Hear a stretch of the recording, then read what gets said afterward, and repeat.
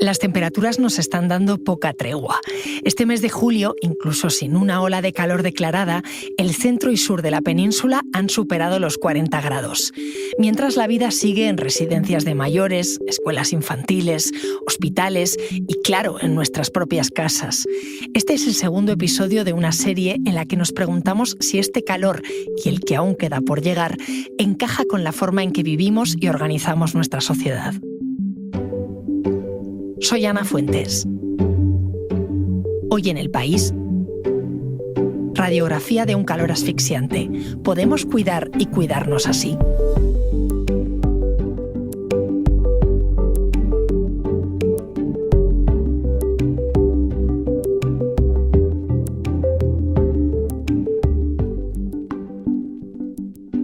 Esta historia nos la trae mi compañera Belén Remacha. El calor que estamos pasando no es normal, pero sobre todo es desigual. Si hablamos de trabajo, hay un triángulo de riesgo entre los trabajos físicos, los trabajos en exterior y los precarios. Pero el trabajo no para con las altas temperaturas. Y si hablamos estrictamente de cuerpos, tampoco paran los cuidados, ni el cuidarse a uno mismo ni a los otros. Y siempre se repite un mantra: especial cuidado para los ancianos y los niños menores de 4 años. Esto es así porque son los dos grupos de edad que tienen menos eficaz el sistema de regulación de la temperatura. Voy a decir una palabra científica, pero prometo que no serán muchas. Susana Gaitán es profesora de neurofisiología en la Universidad de Sevilla. Todo el control de la temperatura, del equilibrio interno, radica en una estructura muy pequeñita del cerebro que se llama hipotálamo. Pues bien, los niños muy pequeños, y las niñas, claro, y en las personas mayores ese hipotálamo funciona de una forma diferente, de una forma menos eficaz que lo hace en las personas adultas. Es decir, la capacidad de reconocer, expresar y reaccionar cuando tenemos mucho calor se aprende y se va perdiendo. Las personas, todas, tendemos a tener una temperatura estable alrededor de los 36 grados. Para que eso no le cueste muchísimo trabajo metabólico a tu organismo, la temperatura exterior debe estar alrededor de los 25. Si nos vamos muy abajo de eso, pues tiritamos, tenemos frío y podemos entrar en hipotermia. Si nos vamos muy arriba de eso, una de las cosas que hacemos para bajar la temperatura es sudar. Bueno, pues sudar obviamente requiere una pérdida de líquidos. Cuando perdemos líquidos, ¿cuál es el mecanismo que tiene el organismo para volver a su equilibrio? Tener sensación de sed. Pues está demostrado que el hipotálamo de las personas mayores actúa más lentamente transmitiendo la sensación de sed. Esa es la razón por la que habitualmente las autoridades sanitarias recomiendan a las personas más mayores que beban en cualquier caso y a las personas del entorno que demos de beber a esas personas porque es posible que no tengan sed y sin embargo estén entrando en un proceso de deshidratación. Hay muchos más factores que influyen en que seamos más vulnerables al calor. El Ministerio de Sanidad tiene una lista larguísima que incluye a embarazadas, pacientes de enfermedades del corazón, en tratamiento médico o entre otros que consuman alcohol o drogas. Casi siempre lo que desencadena una complicación de salud por calor es la deshidratación, como acaba de explicar Susana. En las noticias suele hablarse de golpes de calor, pero en un artículo reciente, mi compañero de El País, Pablo Linde, contaba, con datos de investigadores del Instituto de Salud Global de Barcelona, que los ingresos hospitalarios más habituales en España por calor son de personas con enfermedades previas. A la cabeza, los relacionados con el empeoramiento de trastornos metabólicos, que subieron casi un 98% entre 2006 y 2019. Después vienen los casos de insuficiencia renal y las infecciones urinarias. Así que un golpe de calor no es más que una situación extrema y aguda. En fisiología decimos que una exposición puede ser aguda o crónica. Ese estrés crónico mantenido durante mucho tiempo puede, de hecho, deteriorar el sistema. Estamos pensando en situaciones de fatiga, estamos pensando en situaciones de cierto nivel de deshidratación. Por ejemplo, una persona que tuviera un problema cardiovascular o una diabetes o alguna de estas patologías de base, como que está ayudando al deterioro general. Está por explorar cómo está incidiendo el calor en muchos otros aspectos sanitarios, como la propagación de enfermedades infecciosas. Y hay un tema del que se empieza a hablar mucho más últimamente en la comunidad médica: la conservación de los medicamentos con estas temperaturas. De hecho, los ingresos por calor relacionados con intoxicaciones por fármacos u otras sustancias han subido un 47%. Seguro que todo el mundo hemos leído esa etiquetita hiper importante que aparece en las cajas de muchos medicamentos de manténganse en sitio fresco y seco.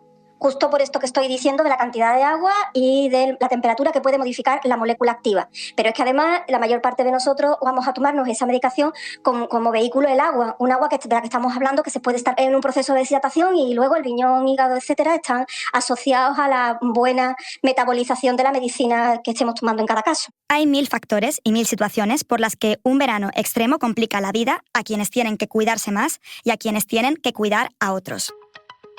Se podría hablar de 1000 realidades que no caben en los minutos que dura este podcast. Yo he sabido de centros de salud en Zaragoza con la ventilación estropeada. En algunos casos son deficiencias en cuanto a acondicionamiento de temperatura, no funcionan los sistemas de aire acondicionado o son muy antiguos con continuas reparaciones.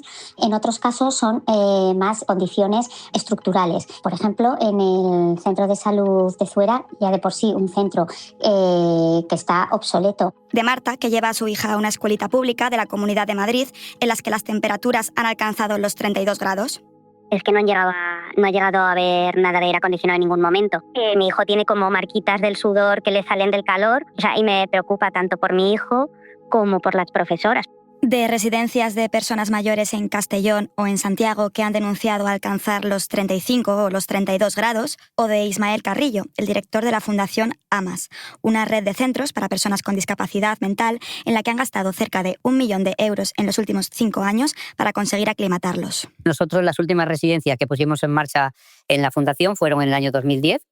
En aquel momento no consideramos oportuno poner aire acondicionado en las habitaciones porque consideramos que podía ser un factor de riesgo pues, por un descuido, una manipulación indebida, pero decidimos ponerlo y poner un plan de cuidados extremos. Hay personas muy delicadas de salud y, claro, sufren. De Sergio, que vive en Valencia con su bebé recién nacida. Nosotros somos unos privilegiados porque unas semanas antes de que naciera justo instalamos aire acondicionado en casa que no teníamos porque éramos conscientes de que no podíamos traer a un recién nacido a una casa que en julio y agosto se vuelve un horno. O de Mario, que estos días se le hacen insoportables porque sufre una enfermedad que se llama cefalea en racimo. Que básicamente son ciclos o episodios de dolor ininterrumpido y muy doloroso en un lado de la cabeza y que duran meses. En mi caso, el disparador de estos ciclos de dolor los últimos 4 o 5 años ha venido coincidiendo con la llegada del calor a la ciudad. Ocurre que con esta escalada de la violencia climática, si se puede llamar así, unido a un urbanismo que cada día parece estar menos pensado para las personas, con cada vez más asfalto y menos zonas verdes en ciudades como Madrid, pues a las personas que padecemos enfermedades de este tipo, pues nos dificulta la propia vida en general. También he hablado con Katia, que cuida de su perrita Cartulina. No es solamente que no haya sombras, es que se concentra muchísimo el calor. Los perros en casas en el aire acondicionado se pasan el día jadeando. Un momento, enseguida volvemos.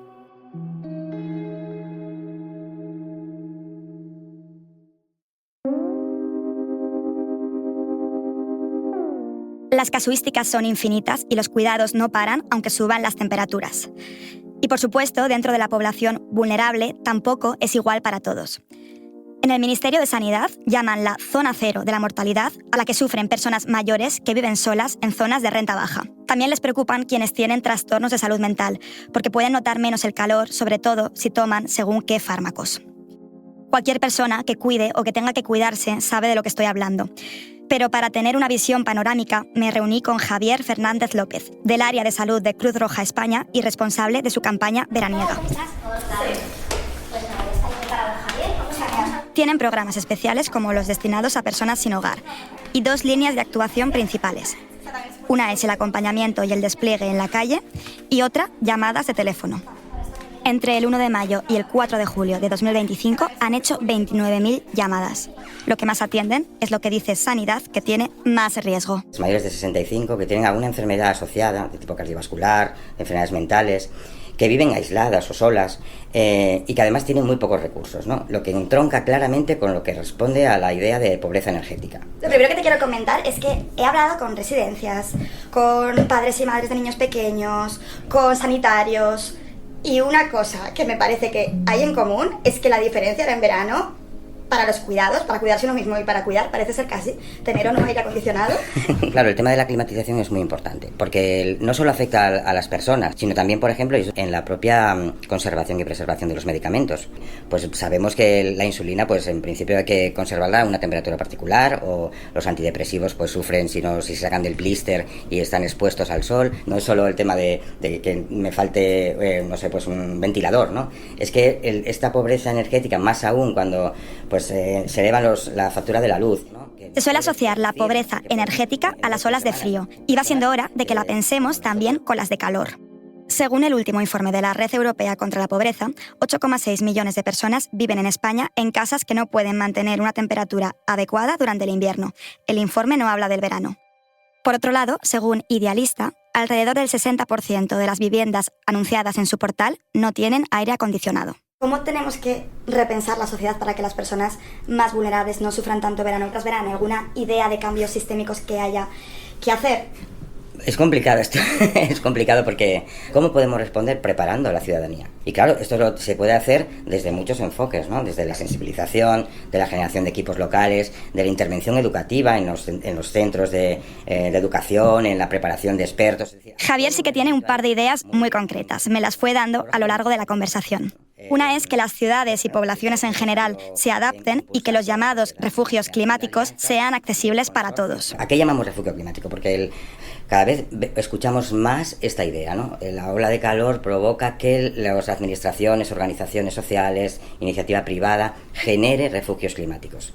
Hay que ser muy cuidadoso, ¿no? Hay que tener muy en cuenta qué es un refugio climático y qué capacidad tiene para poder, de alguna manera, dar respuesta a las personas en situación de más vulnerabilidad. O sea, no nos vale un recurso llamado refugio climático que impida cierto acceso público a todos los colectivos que sufren especialmente estos eventos. Dos, que tiene que estar en condiciones suficientes de infraestructura, de seguridad, de atención, de horario, ¿no? Que permita pues, que se haga de una manera clara, ¿no? Que además no estén concentrados en los espacios centrales de las ciudades, sino que están suficientemente distribuidos, descentralizados. También hay desigualdad entre pasar una ola de calor en un pueblo o en una ciudad. Por eso, sobre todo en las ciudades, porque Javier recuerda que ahí funcionan peor que en los pueblos, su otra idea es que se fomenten las redes vecinales. Esto es muy importante, ¿eh? Esto era un concepto que se utilizaba, yo creo que antes más que ahora, que es el concepto de buena vecindad, ¿no? Es decir, que conocer cómo está nuestro vecino, nuestra vecina, ¿no? Qué necesidades tiene. Yo vivo en un bloque, somos 8. De esos 8 viviendas, yo calculo que unas 6 estarán habitadas por personas mayores, ¿no? Una de ellas tiene una silla de ruedas, con lo cual tienen que cogerla por la escalera y bajarla porque no entra en el ascensor, que es muy pequeñito.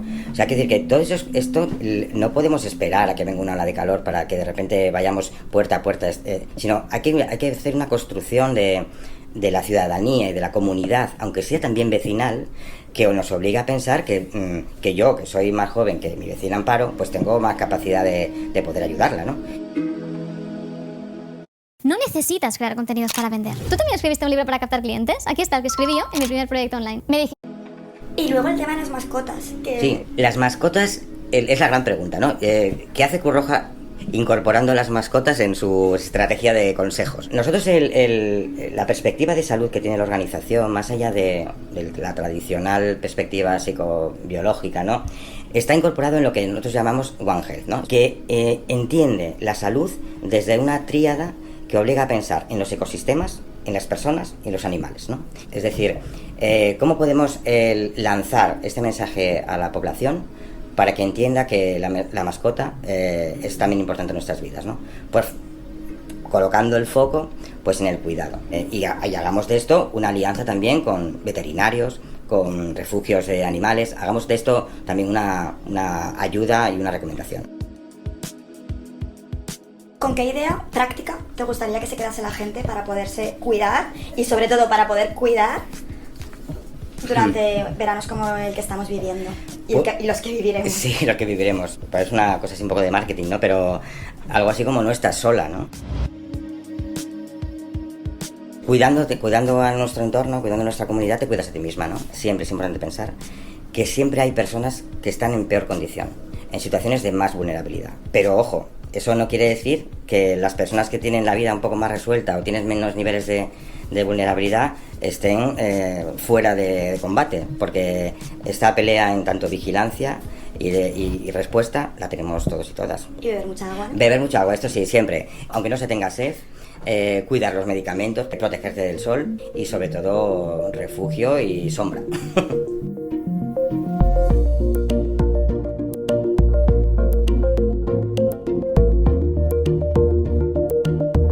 Este episodio lo ha realizado Belén Remacha.